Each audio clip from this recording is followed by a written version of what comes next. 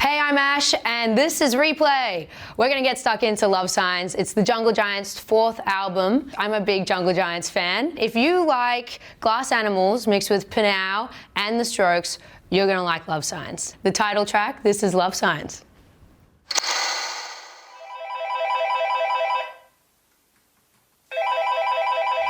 Straight up, it's like the start of a film. Love signs, baby. How groovy is it? You've been beaming out, baby, all night long. You've been beaming out, baby, all night long. Leaving all those messages on my phone. I think in modern day love and like relationships, you're always on your phone, it's always messaging. I'm not in a relationship, but when I was, all my friends who are, it's like constant messaging. And I think in this one, it gets into a bit of like some phone tiggy, trying to call each other, but they're not picking up, and it's because they're trying to call at the same time. Oh, here we go.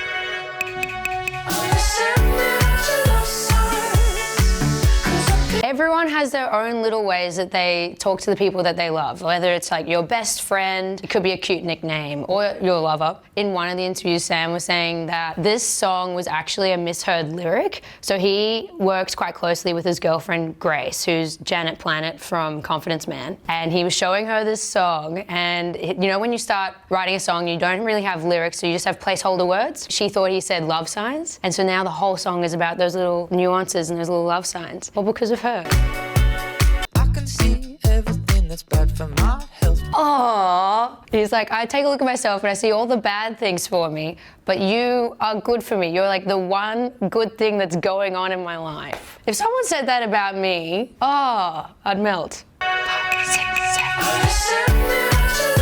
Dance, electronic, synth, mixed with this classic indie pop, and they've done it so well, especially in this song. It's so well crafted. I don't know if it's a little clave with the doo-doo-doo-doo. So good. And it's set you up, you know what you're getting into for the rest of the album. I love it. You'll notice the theme of phones and electronics playing into relationships throughout this. And then a little voicemail. Hey, baby. I'm pretty sure that's his girlfriend as well, making that voicemail. Yeah, it's big. You know that they've thought about the live show. Those messages on my phone. Oh, that is the perfect first track. All right, the next one. This isn't an album for people sleeping, you know? I'm not in like Mario Kart, but you know, I feel like I've hit that, the big mushroom and I'm speeding.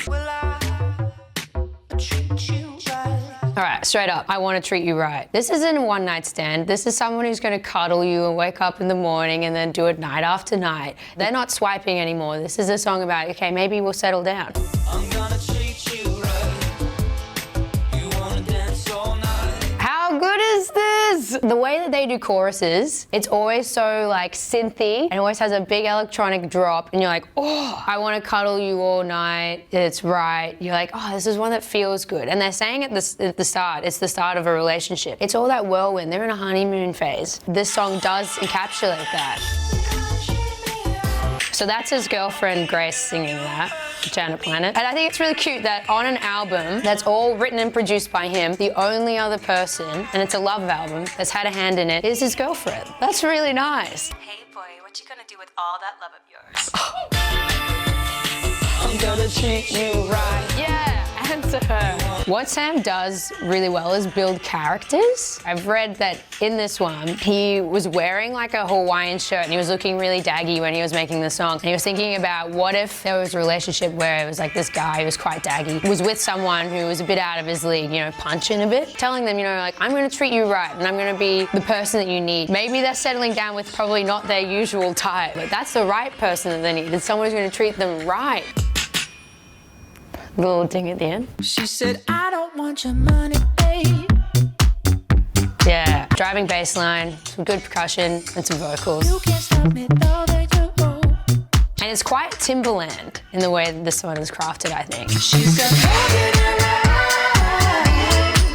eyes. She's got love in her eyes, and I got love in my heart. Aww, it's like a two-way thing. This one is actually a bit more about self-confidence. Personally, I think it's about a relationship, but it is about self-confidence and being like backing yourself a bit more. Because the video clip, right, it's Sam with a doppelganger, and it's about like self-obsession, a little bit narcissistic.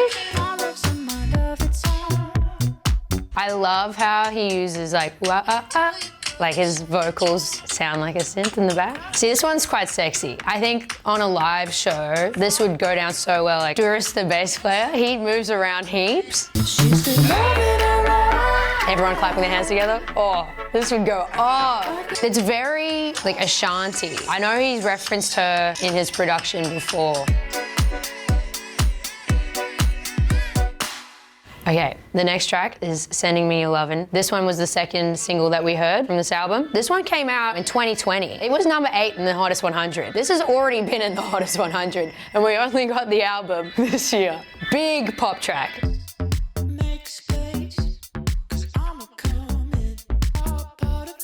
They've got that little ding thing, which reminds me of Doja Cat, SZA, when they do a little ding. It's like, what? That is just game-changing. Jungle Giants did it first.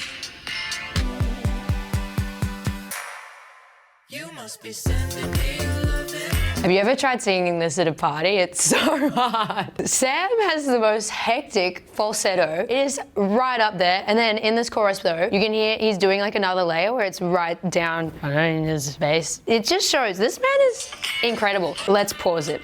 Quiet Ferocity, 2017. A different sound to their one in 2015, Speakerzoid. I'm a big Jungle Giants fan. And when it came out, I was pretty upset about it. I was like, oh, this is not my thing. But then Quiet Ferocity came out. It had so many good tracks off it. That's when they started going into this like dancey indie pop. So when we first heard Heavy Hearted back in 2019 off this album, it was like, oh, okay, they're going to continue this kind of thing. And then they backed it up with Sending Me Your Lovin', which totally is reminiscent of Quiet Ferocity kind of sounds.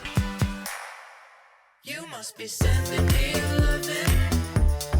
Sam wasn't very happy with his vocals on this one. So Grace was like, you know what might help? If you just, strip off, get into your underwear. And so he did, and then he started singing again, and she gave him a good old smack. You got those notes going. God, they're cute. I love it. All right, next track, Heartless. This one's quite upbeat, but I think the lyrics are quite sad. It's like about being in a fight and you want to reconcile, but the other person doesn't want to just give you some space, and you're like, please. It's like, come on over, babe, let's fix this. And then there's a little echo that's like, not now. And then, oh, come on. Oh.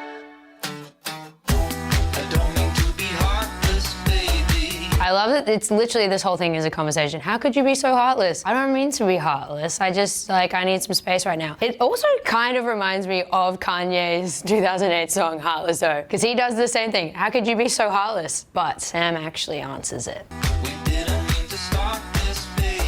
Do you ever have friends who you want to offload to, but they're not good listeners, and all they want to do is just give you advice? You just want someone there to listen, just to make you feel better? That's what he's realizing. He's like, literally, just vent at me. Come on.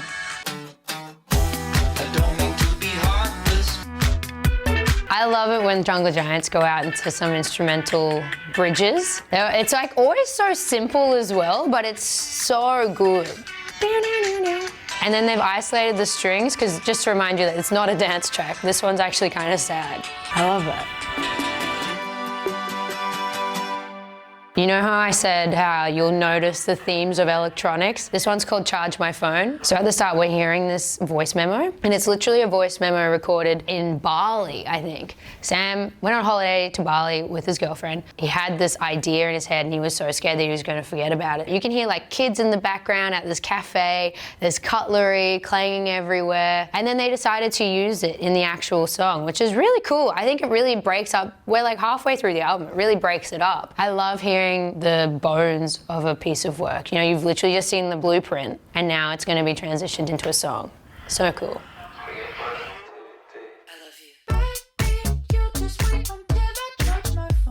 Oh, that's so high. It's so tongue-in-cheek, this song. It's like, oh, hold on, we're just going to have to pause this just because I got to charge my phone real quick. We could start a life together once I charge my phone. We could start our life together once I charge my phone. Oh, it's such a day and age, isn't it? Like, you could take a picture, babe, but it won't last as long. There's a lot of people who do base their relationships off their online presence even. Like, are we really a couple unless I'm in your bio or unless you're posting photos about me? And I think this is really smart, like, commentary on that type of relationship where it's like our relationship only lives online. Don't you know you'll never be alone? You know, when you're looking back at this song and all the other ones we've just heard, this album, right, it's taken 2 years for it to come out. And we've gone through so much in those 2 years. Half of this was written in lockdown, half of this was written pre-pandemic. And all these songs still really fit together. And they still, like, all the commentary still makes sense. This one was the first one that we heard from the album. This one has already been in the Hottest 100. It came number 8 as well. So 2 years in a row, they hit number 8 with this album. Pretty cool. You won't. Have I ever done you wrong? This one is such a statement piece on the album, I think. I think it's quite Pinal meets Calvin Harris. Like we used to be. All right, notice the bass line in here. It's a really odd sound, and that's because, then this is just something he said in some interviews, but he really wanted a really different type of bass sound, and he had seen this video of a guy hitting, I think they call it a tubalum or tubalum. It kind of reminds me of those like pan flutes, but it's big and it's PVC pipes, and you hit it with a thong. There's also like rip-offs of these at some kids' parks I've seen them at, but he had his manager's friend make him one, and he's literally sampled it for the bass line. Tell me why, baby, you're so. This next line, it might just be me, but it says, when I come up too strong, I feel kind of crazy. In my head, he says quazy. And every time I see it, I go, I feel kind of quazy. Listen, I look kinda crazy. quazy. I hear quazy. Please don't get me wrong. That's just a me thing though. Cause I. See, this is him being like, man, I've got so much love for you. Like, is it reciprocated? Like, talk to me whenever. So. This song is Jungle Giants to me now. I think it would be for so many people. Bring it down. I feel like if we're in a crowd right now, it's like, okay, everyone, get down, and we're all doing this. Oh, baby, you're so. Yeah, and then everyone jumps up. Oh, these guys, if you ever get the chance to see them live, you've got to. It's so much fun, and this album is going to be hectic. This one is so production heavy. It's very colorful. Like, they've got so many like shimmering moments throughout, and every time you listen, you're like, oh, I didn't even notice that. We've just gone from a big track to this one. This one I would say is probably the most honest of the album. I've been up the whole damn night. I've been up the whole damn night searching for ways that we could be happy. Here I come. Oh, wow. Definitely the most introspective song of the album. It's about like, if I will be there for you at any time of night. You need me morning, day, I could be on the other side of the world. I will come for you if you need me. And that first verse is like, you don't remember how much I love you? Well, I'm coming over, I need to tell you. It's like face to face, here I come. This is like a 90s rom-com, and he's holding the speakers outside her window. And if you can't hear it, then I will make it louder. This is a guy who would write your name in the skywriting, who would like go over to your parents' house and you're not even there and have dinner with them just because he enjoys it. That is really special. Where are they? Here I come. I hear little space guns in this song. It's like, and it just makes me think of how like the stuff that he is doing is kind of out of this world. I don't know if it's intentional, but in my mind, I'm thinking it's so galactic. He's just superhuman to be this kind of boyfriend. This is such a good love album. Makes you feel lonely. All right, and then it stops, and then they bring it back. The outro then ties into the next song. I love this stuff.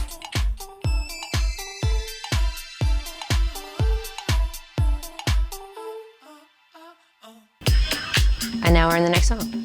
All right, this one's my favorite of the album. It's called Something Got Between Us. This is so catchy. You're in a crowd.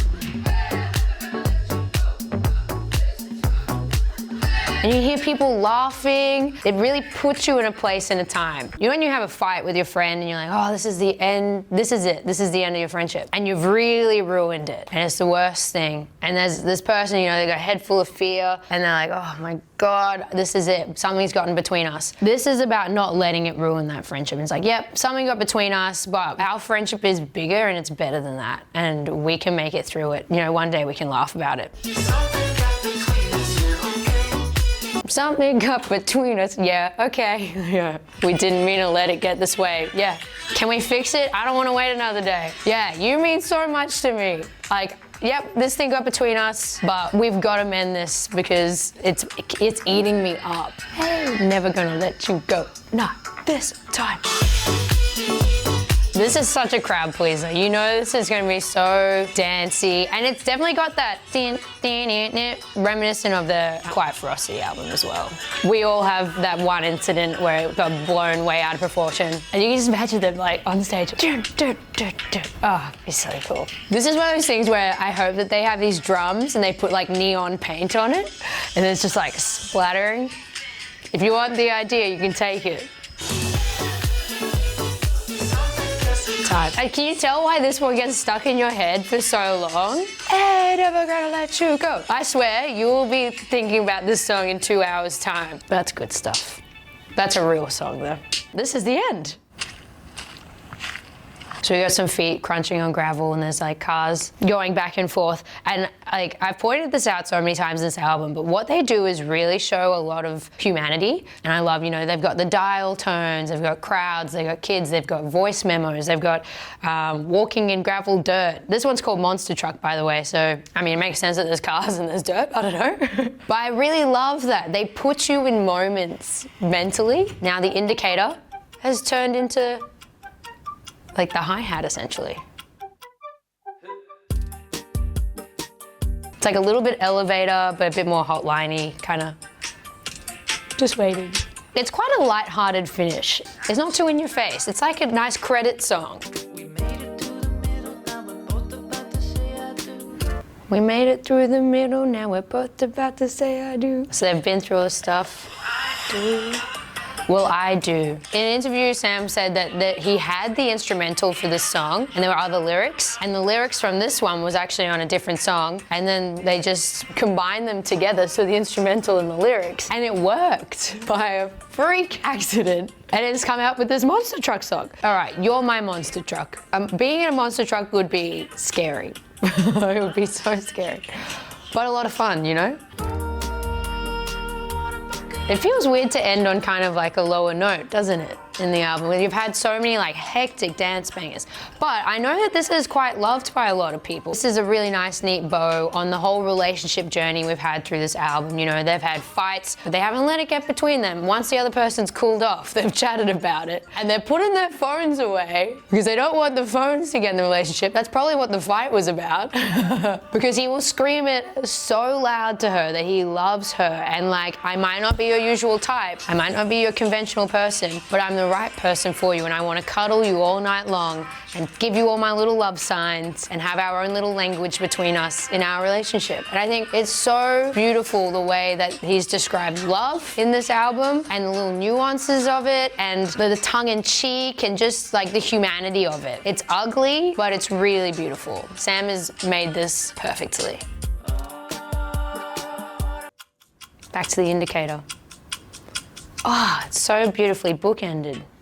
That's it. My favorite track is Something Got Between Us. I just love that it's such a crowd pleaser. Everyone's screaming at it, it's stuck in your head. But second would have to be Love Signs, the title track. I think it's really solidified a Jungle Giants sound. Like, they were finding themselves in the last album, and this one is like, okay, this is it. This is who we are. We are that perfect in-between of indie pop and dance. And now I think they are a big reference point for heaps of musicians. It's such a well-rounded album. It's perfect. Jungle Giants mean a lot to me. I would say they were my musical awakening. So Jungle Giants, Last Dinosaurs and Cub Sport were like the indie pop bands. And they were the first gigs that I properly went to alone, and they really crafted my music taste. I honestly don't think I would be doing this job if I hadn't had their influence and all of that indie Brisbane scene back in 2011, because that was such an era. And me and my friends, we still talk about it, and we still send videos of each other of us at those gigs, and I have like this box fringe and like big blue braces. Oh, and sweaty. Yikes. But it was such a time, and yeah, it's definitely shaped who I hang out with, the type of music I listen to, and what I do now for a living.